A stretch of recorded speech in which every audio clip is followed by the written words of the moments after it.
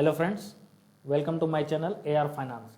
इस वीडियो में हम लोग देखेंगे कि कौन कौन से फाइनेंशियल इंस्ट्रूमेंट्स हमारे पास अवेलेबल हैं, साथ में कि किन पैरामीटर्स का यूज करके हम लोग अपनी ज़रूरत के हिसाब से उन इंस्ट्रूमेंट्स का चुनाव कर सकते हैं। सबसे पहले जो फाइनेंशियल इंस्ट्रूमेंट्स हमारे पास अवेलेबल हैं वो fixed deposit, recurring deposit, public provident fund, post office saving schemes, bonds, direct stocks, mutual funds, national pension schemes, senior citizen saving schemes, प्रधानमंत्री via Vandana Yojana, real estate, gold और इंश्योरेंस है। ये सारे instruments अपनी अपनी जगह पर एक बराबर महत्व रखते हैं। हम किसी को ये नहीं कह सकते कि कोई इंस्ट्रूमेंट्स जो है ज़्यादा बेहतर है और कोई कम बेहतर है।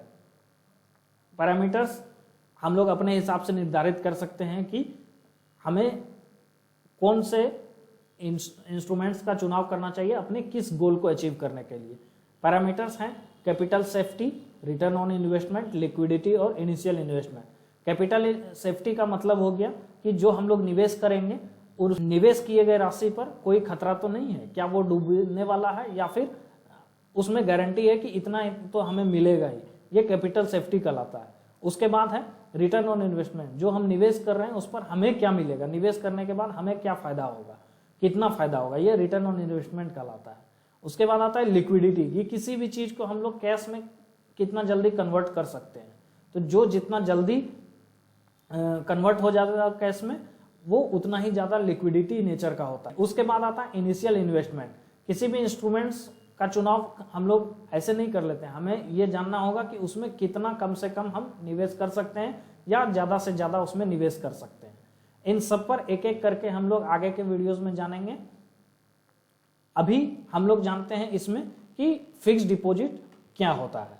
सबसे पहले देखें, फिक्स्ड डिपॉजिट अपने देश में सबसे सुरक्षित माना जाता है निवेश करने के लिए। फिक्स्ड डिपॉजिट पैसा निवेश करने के सबसे सुरक्षित तरीकों में से एक है, जहां हम एक निश्चित अवधि के लिए निश्चित ब्याज दर पर एकमुश्त राशि जमा करते हैं, जिसमें समय पूरा होने पर हम लोगों को चक्रवृद्धि ब्याज के रूप में वृद्धि के साथ निवेश किया गया पैसा वापस होता है।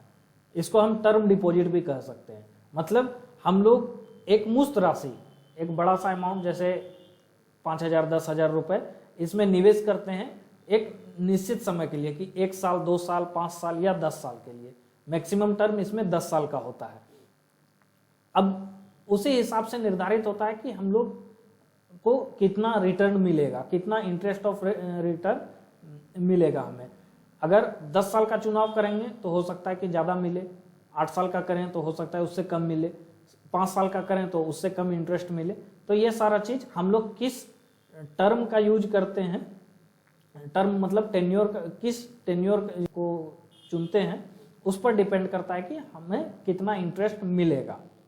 सबसे पहले जो हमारा पैरामीटर्स है सेफ्टी, उसमें किस हिसाब से ये, क्योंकि FD को हम लोग जानते हैं कि इसमें पहले से ही डिसाइडेड है कि कितना इंटरेस्ट हमें मिलना है, मैच्योरिटी पर ये मिलेगा, तो ये गारंटी है कि इतना मिलना ही मिलना है, शुरुआत से ही हम लोग जान रहे हैं। तो ये सेफेस्ट वे ऑफ इन्वेस्टमेंट में आ सकता है। अगर इंटरेस्ट रेट में किसी कारणवश गिरावट भी आ जाता है, पहले इंटरेस्ट रेट ज़्यादा था, अभी इंटरेस्ट रेट FD में कम है, तो चूंकि इंटरेस्ट रेट गिर रहा है, लेकिन हम अगर जिस समय निवेश किए हैं उस समय जो इंटरेस्ट रेट हमें डिसाइड किया गया है कि हमारे जमा किए हुए पैसे पर इतना इंटरेस्ट रेट मिलेगा, वो फिक्स रहेगा पूरे समय के लिए। चाहे इधर इंटरेस्ट रेट में कितना भी गिरावट आ जाए, हमारे जो फिक्स किए हुए पैसे हैं उस पर कोई कमी नहीं आएगी इंटरेस्ट में। तो ये सेफ्टी के लिहाज से सबसे सुरक्षित है। दूसरा आता है रिटर्न ऑन इन्वेस्टमेंट। चूंकि पूरे समय के लिए रिटर्न हमारा डिसाइडेड है, पहले से ही हमें पता है, तो ये इस पैरामीटर्स पे भी सही साबित हो सकता है। इंटरेस्ट रेट हम जो समय का चुनाव करेंगे उस पर आधारित रहेगा। उसके बाद आता है कि जो इंटरेस्ट बन रहा है, हमारे पास ये ऑप्शन अवेलेबल होता है कि हम लोग इस जो इंटरेस्ट बना उसको ले भी सकते हैं या नहीं तो री इन्वेस्ट भी कर सकते हैं। अगर री इन्वेस्ट करेंगे तो चक्रवृद्धि ब्याज में और भी बढ़ोतरी होगी और उससे हमारा जो निवेश किया गया पैसा है वो और बढ़ेगा। तीसरा पैरामीटर है लिक्विडिटी, कि कितना जल्दी हम इसे कैश कर सकते हैं।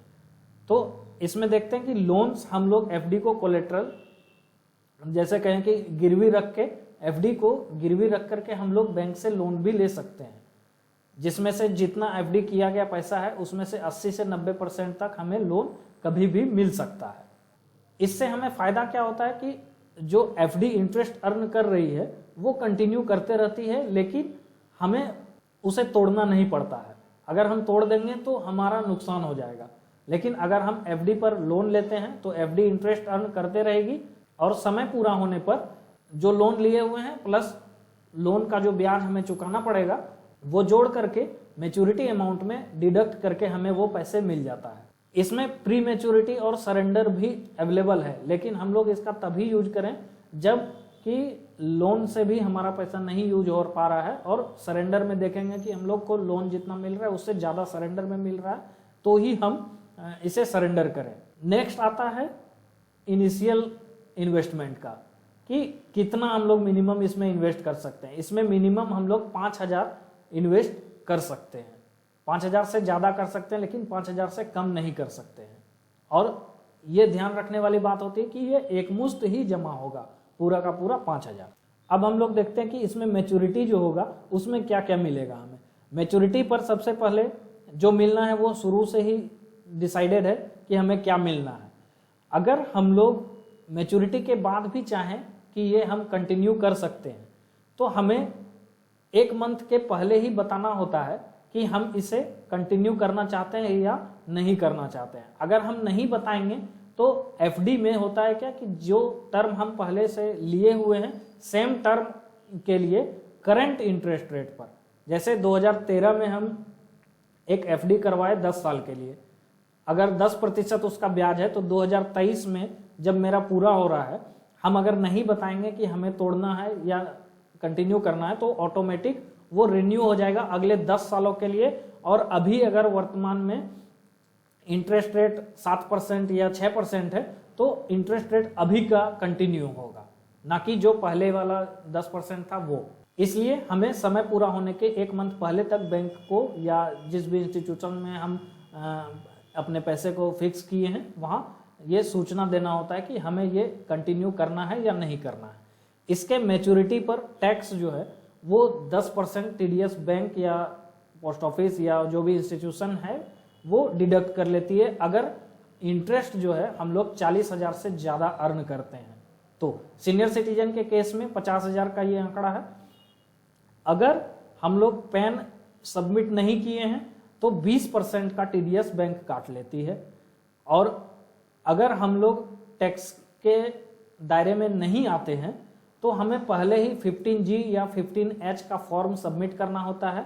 अगर वो फॉर्म हम सबमिट नहीं करेंगे तो बैंक ऑटोमेटिकली टीडीएस डिडक्ट कर लेगी। उसके बाद हम लोग आईटीआर फाइल करके उसे रिटर्न ले सकते हैं, लेकिन जो लोग का इनकम नहीं है वो लोग आईटीआर फाइल करने के झंझट से दूर रहना चाहते हैं तो 15G और 15H फॉर्म जो है पहले से फिलअप करके सबमिट कर देते हैं।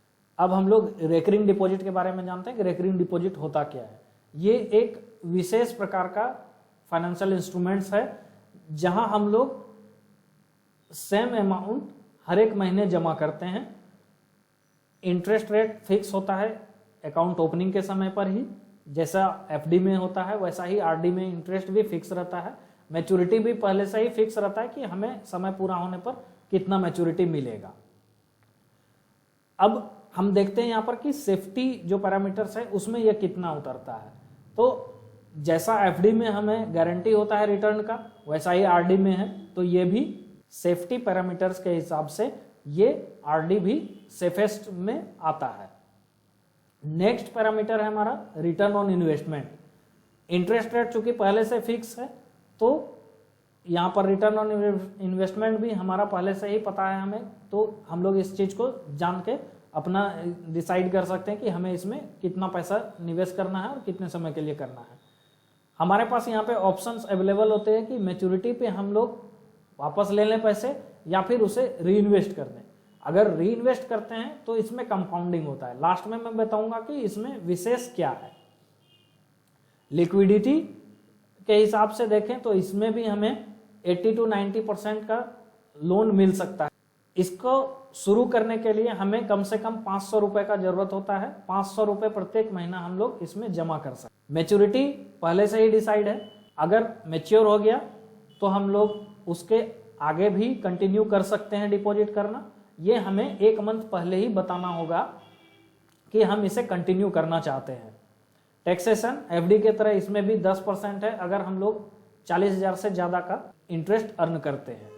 जो लोग टैक्स पेबल नहीं होते हैं उनके लिए 15G और 15H फॉर्म इसमें भी सबमिट करना होता है। जो चीज आरडी को खास बनाता है वो ये है कि अगर हम लोग इसे री इन्वेस्ट करते हैं मैच्योरिटी अमाउंट को, तो सेम इंटरेस्ट रेट पर, मतलब अगर 5 साल के लिए हमने आरडी किया 1000 रुपए पर मंथ के हिसाब से, तो 5 साल में जो भी इंटरेस्ट मिला, जैसे पहले 7.4% था और अभी 5.8% है, तो हम लोगों का अगर कोई करंट में मैच्योर हो रहा है और हम उसको कंटिन्यू करना चाहते हैं तो हमें जो इंटरेस्ट मिलेगा वो पहले से जो डिसाइड किया हुआ है 7.4 वही कंटिन्यू होगा अगले टर्म के। यही चीज एफडी से आरडी को बेहतर बनाता है। इसमें एक और ध्यान देने वाला बात है कि अगर हम लोग कोई इंस्टॉलमेंट देना छूट जाता है तो इंटरेस्ट के साथ में हम लोग उसे जमा कर सकते हैं, या अगर हम लोग भुगतान नहीं करने लगे, हम लोग डिसकंटिन्यू कर दिए, नहीं चलाए, तो मैच्योरिटी का जो अमाउंट है घट जाता है। इस वीडियो को देखने के लिए आपका धन्यवाद। आपको अगर कुछ सीखने को मिला हो तो दूसरे को भी शेयर कीजिए, वीडियो को लाइक कीजिए, कमेंट कीजिए, चैनल को सब्सक्राइब कीजिए ताकि आने वाले वीडियोस का नोटिफिकेशन आपको मिल सके। धन्यवाद।